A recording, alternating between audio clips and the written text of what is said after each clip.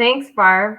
Good afternoon, everyone. I hope you're enjoying this session so far today. We are so excited to be here and sharing our presentation with you. I wanted to introduce myself, even though Barb already did a great job. My name is Simone, and I am an occasional teacher teaching in Ontario, Canada. And my speaking partner, Dr. Julie Mueller, is going to start our presentation off. We're just going to do a little switch.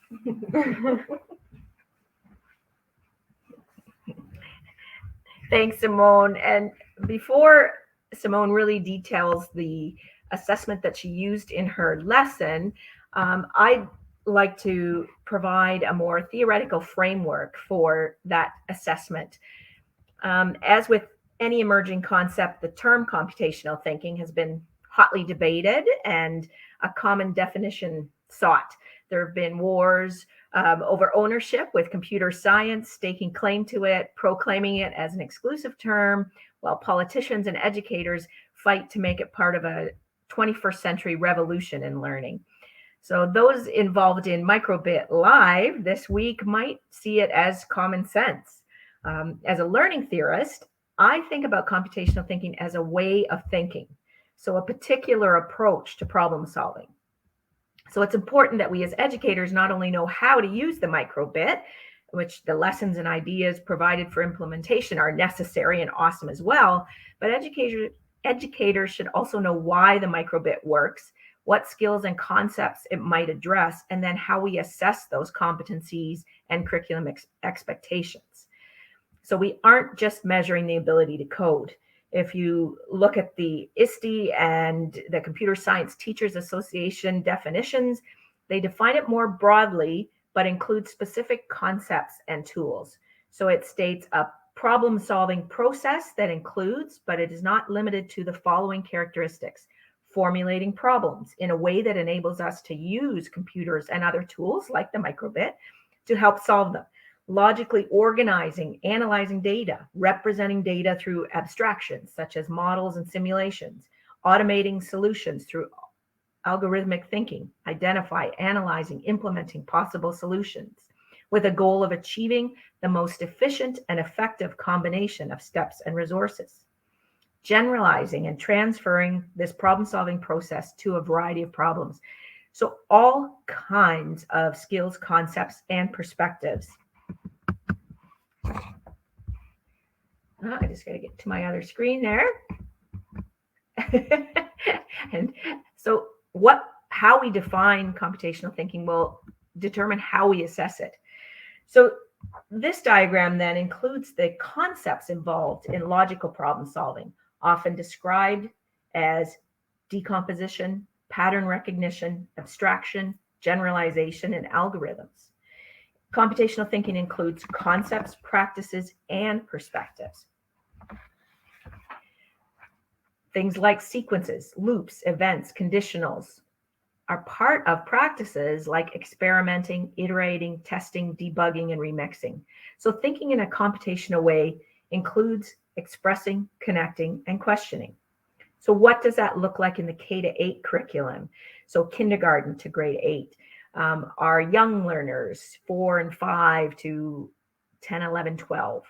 So my research is really a series of I wonder moments. And the one that I've been exploring most recently is I wonder how computational thinking fits with problem solving.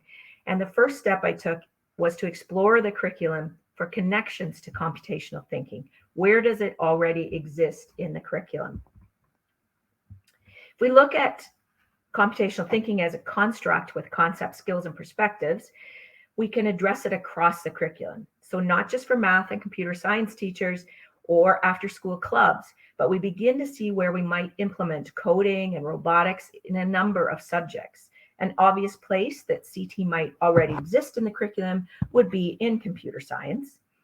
But let's think about resolving errors in a coding script as debugging. That same skill might be practiced in other areas of the curriculum where CT might be hiding.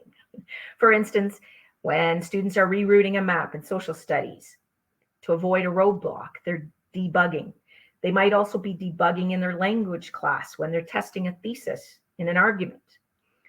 So in a few years ago, we reviewed all curriculum documents for kindergarten to grade 8 in Ontario and actually made use of computational thinking during that research by writing code that analyzed the thousands of pages of curriculum we were looking at.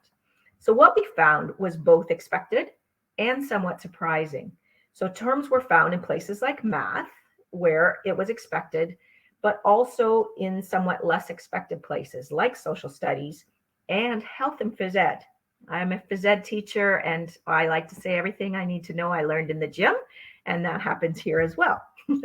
So perspectives, making connections, expressing and questioning necessary for CT were found across the curriculum, most frequently in French as a second language, which perhaps surprisingly, that second language learning is good for so many things.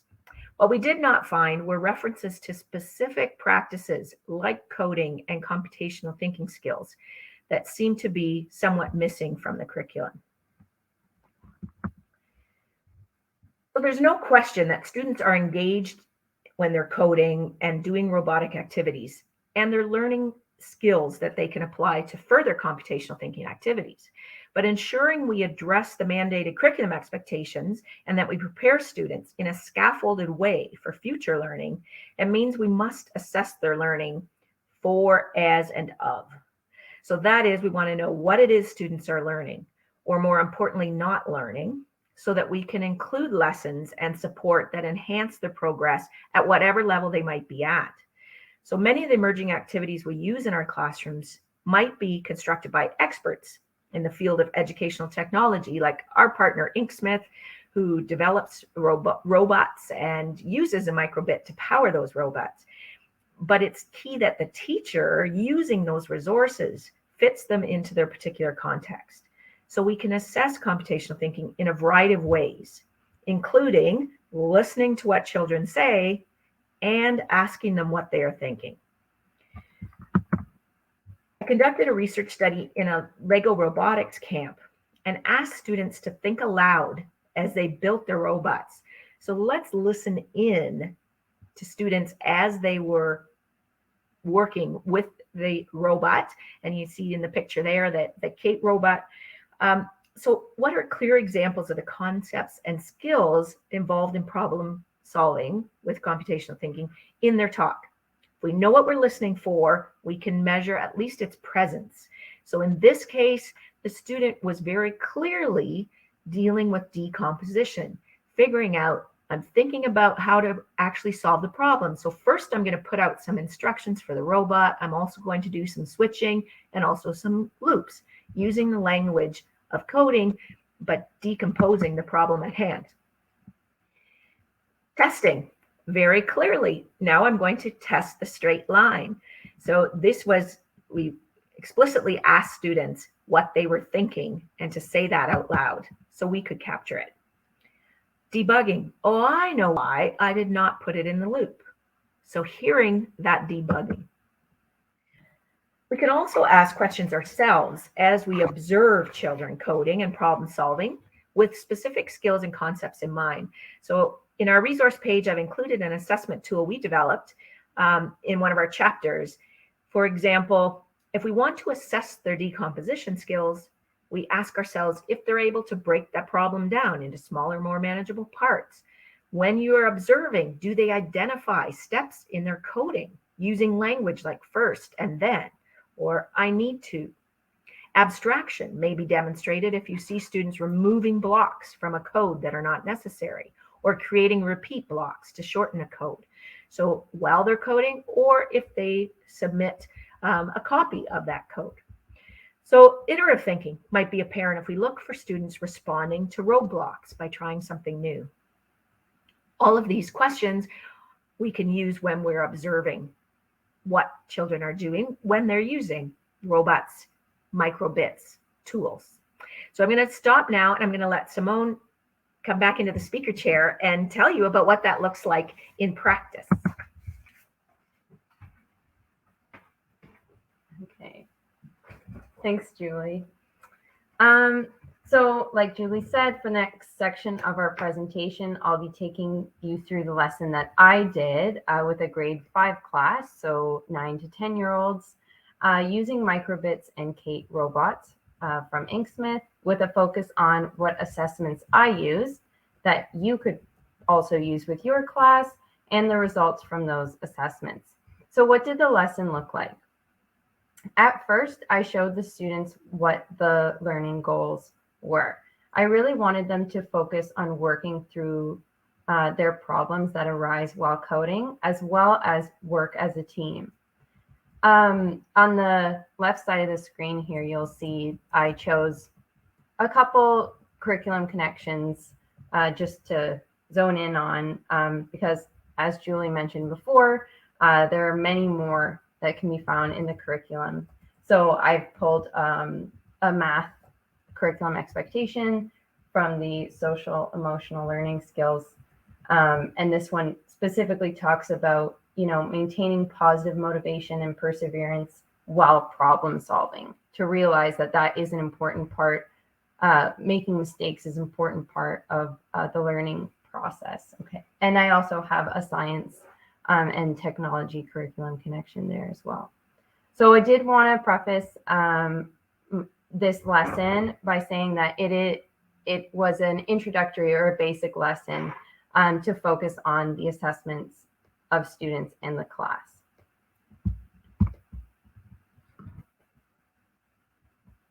So I started this project. It was supposed to be a virtual lesson with this grade 5 class, and it ended up being in person, which actually really worked out well because I gave all the students viewing access to the slideshow that I created. And it had all the links embedded for the assessments, so everything was in one place. I designed a Google form so I could get the data from each student. And I find that really helpful as a teacher to have everything sort of in one place. This Google form had 3 questions. They were, have you ever coded before? Statements about themselves in regard to their problem-solving approach, and a debugging skill testing question, which are all from the larger Callisto computational thinking test, which you'll be given the link later on. This was a great diagnostic for me because I found out that only 3 students in the class were first-time coders, meaning that 20 students already had experience. And what I didn't find out until later was that most of those students already had microbit experience specifically from the previous year. So that was really interesting to find out later.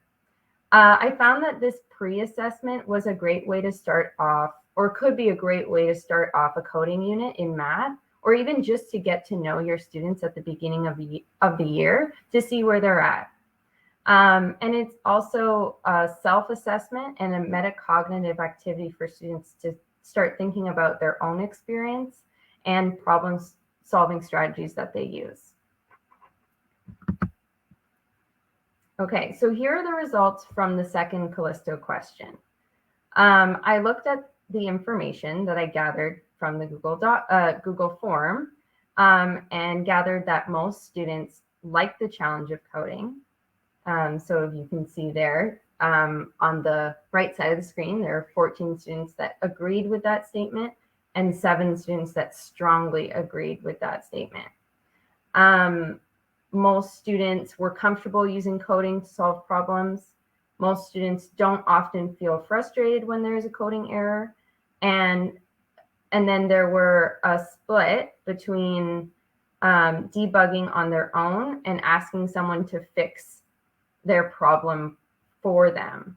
So that last question was interesting because if I was their classroom teacher, so keep in mind I was a substitute that day or a supply teacher, this would tell me a lot about which students I would be observing during this lesson. So are they always looking for someone else to solve their problems, or are they using a problem-solving strategy that trying that out first before seeking help in others? Okay, so this is the last Callisto question that the students did. I'd like you to take a moment to answer this question, and you can put your answer in the chat. So it says, what is the error in the instructions? Is it A, B, C, or D?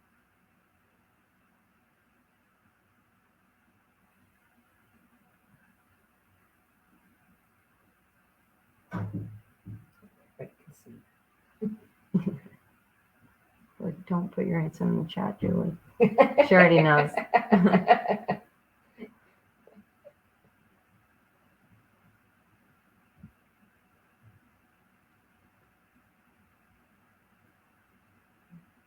Okay.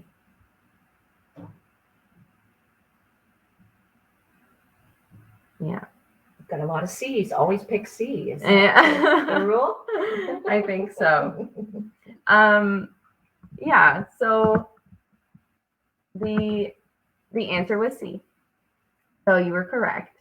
After the students submitted their Google Forms, I showed students the answer and asked them why they picked the answer they did, regardless of being right or wrong. So as you see here, most students did pick C, but some picked B. There was a couple. And I really recommend doing, like, showing the students the answer and talking about it right after they do the Google form, because it was a learning experience for me. I got some data from this, which I'm going to share with you now. And it was a learning experience for the students.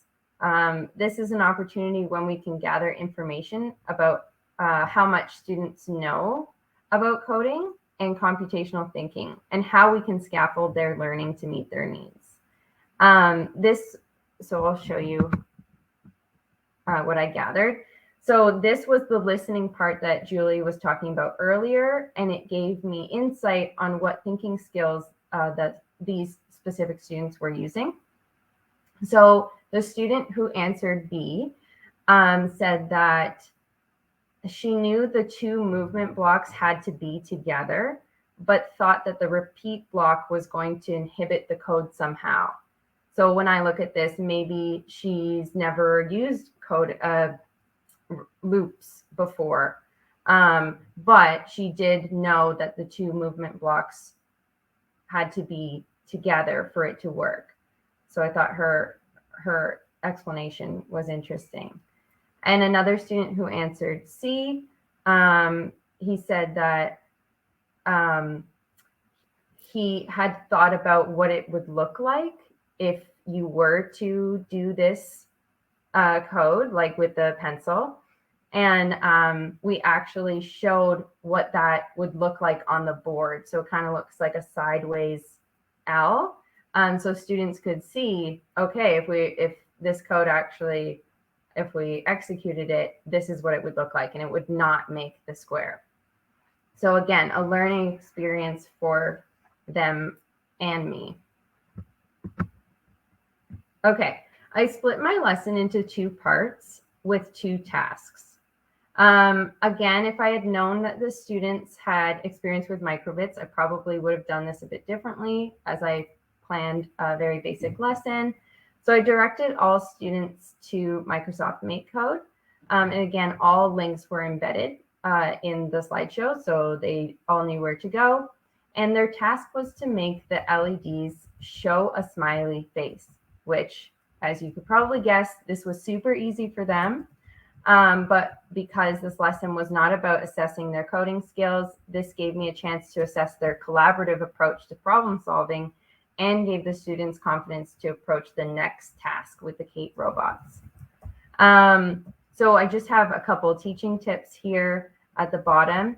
It says use screenshots.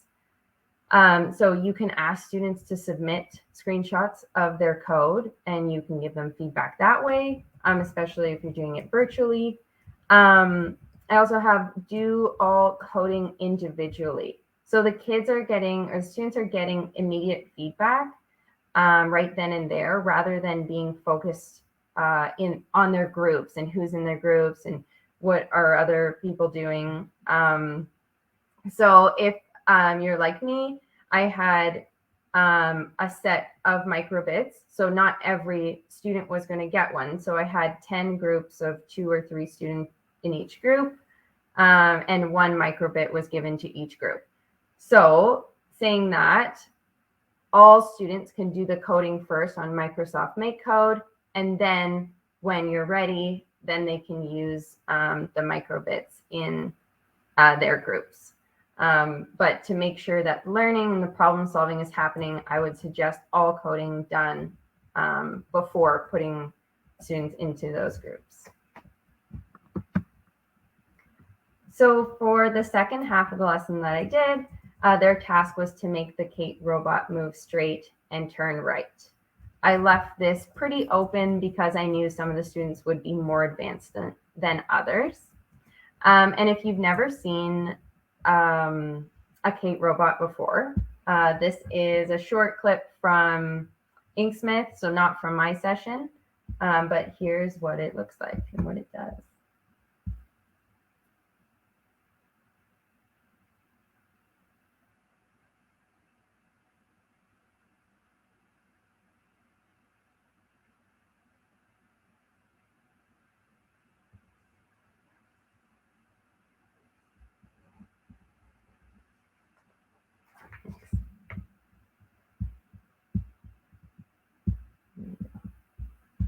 Okay.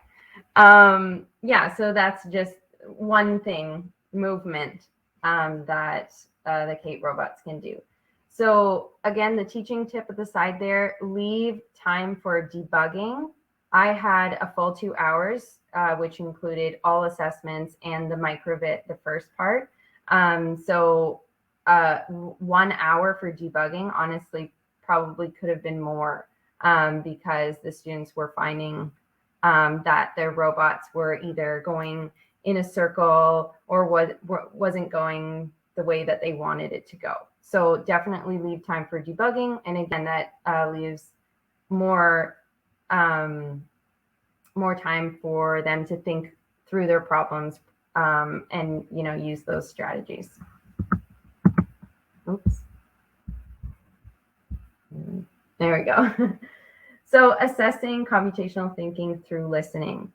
So for the ticket out the door assessment, so right before we left, Julie and I decided against using the Callisto questions again and went for a more open-ended question about how they solved any problems during their coding experience. And this was to address the learning goals from the beginning. So I was looking for answers relating to problem solving, not coding skills. To do this, I used a Jamboard because I like to have all the information in one place, but some of the answers got deleted. So my teaching tip would be make separate Jamboard pages. If you've ever used Jamboard before, separate pages for each group so nothing gets deleted. And use the vocabulary from your lesson and put it on the Jamboard so students can use that language in their answers and focus more on what they did, and you'll get more valuable information from them. So when analyzing the answers afterwards, we found evidence of collaborative problem solving and perseverance, and as well as computational thinking. So for example, we had iteration, so we had to try many times. Experimenting, we tried downloading it again, and debugging. We changed our code because they kept running into problems. You're not going to be able to assess every skill in every from everyone in every lesson. So again, these are just a few things that we took away after looking at the results. And I got help from the teacher. One student who wrote that connects to the beginning survey. So again, some students said they rather ask for help than try a different problem solving strategy. So that was great to see that connection. Assessing computational thinking through questioning. So this is after I used Julie's assessment tool and I asked myself questions in regards to what I observed about the students during the coding activity. So for example, decomposition, I asked myself, can the students break down the problem into smaller, more manageable parts? Yes, I observed many students starting with an on start and a forever loop at the beginning of the activity and building on from there.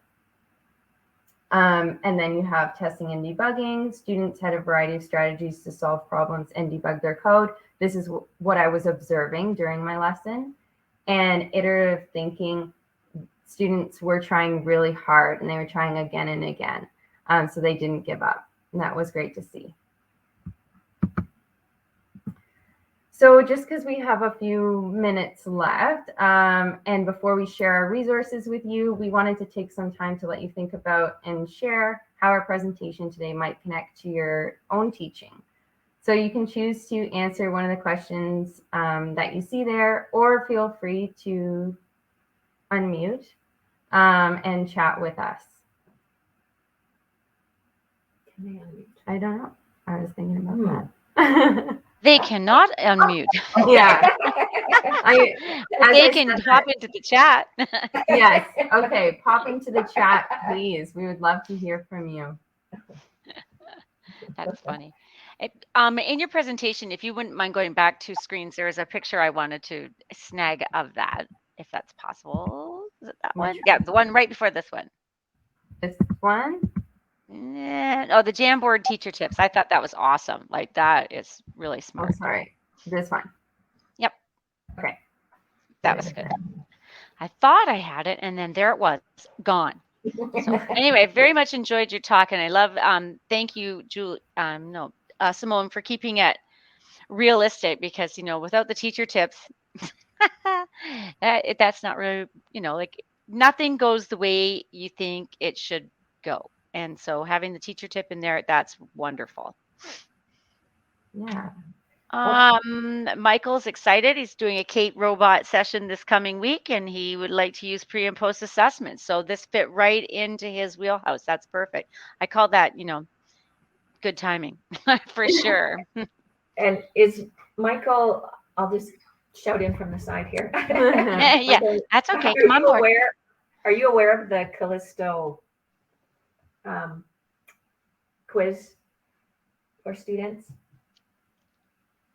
So maybe you might have to toss that in the chat so that he can see/read it as well. Oh, do you want to switch actually so that I can put it in the chat? Okay. Thanks everyone. We're switching again. That's okay. We're loving that. Oh, Andrew's asking more about that. So there you go. Now we need our now maybe Julie to tell her everything all about it. Oops. Yeah. Tell us everything all about it. Just move ahead to that. No problem. I got what I wanted. It's all about me. Sure. And that the link is on there. The slides. I don't know. Barb can maybe help us. Simone's going to put in the chat the link. Perfect. Thank you, Simone. To I have no access to any of them. Which will also have the link to the Callisto quiz. But if you just Google Callisto computational thinking, it should come up. And yes, Michael, we can chat about that. It's under research. We are not the authors of that, but I'm using it in some of my research. They've kept it open access for folks to use in research, but they do not share an answer code. So it's great that you kind of have to figure out the answers yourself until that they're finished their research.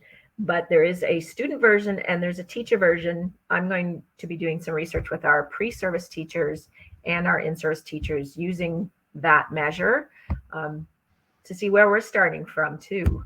So there's only one copy, and that's why we chose 2 different. So Michael, when you're talking about a pre and post assessment, the pre-assessment, it's more like a diagnostic, this quiz, right? So where are they at? You wouldn't want to give the same questions immediately after and a lesson, or probably even, a few lessons. So you may want to look at a different way to assess when you're finished, like Simone did, where students can give their thinking. Yeah. And yes, maybe I can move. Yeah, do you want to? And yeah, anyone, so there's our information. And yeah, if anybody wants to chat about how we're assessing and how you might be using some of those tools, you can connect with us there. Yeah, do you want to go And- to the Oh, Twitter one? I do. There we go. There we go. And there are the Twitter handles. Miss Granieri. Yeah, that's me. And J. Mueller Prof. That is my my research lab also has a Twitter, but it's probably easier to get in touch with me just personally there.